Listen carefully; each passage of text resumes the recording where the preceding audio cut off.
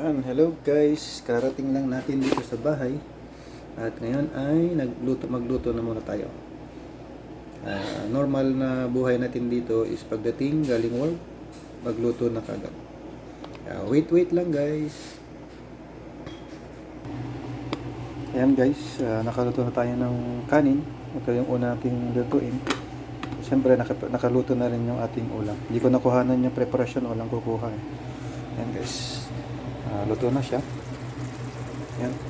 Sarap. Napalambot ko na lang yung gulay. Yan.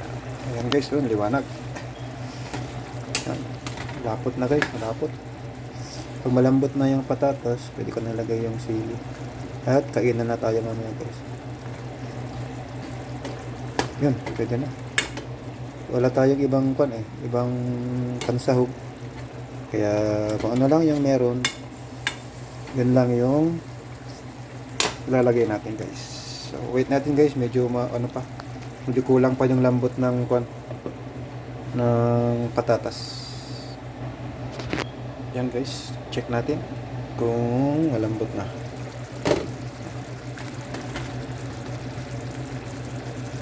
Yun, pwede na guys. Pwede na ilagay kasi malapot na siya. Ayan. Ay, shit. Ayan. Pag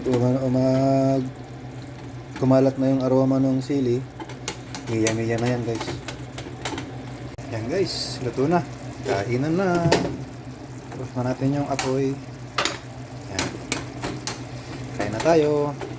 Sakto lang yung lapot. Yan, diba? Bukas to, wala na itong sarsa. Tingnan natin kung okay na okay. Wow guys. Ayos. Mapapadami tayo ng rice nito.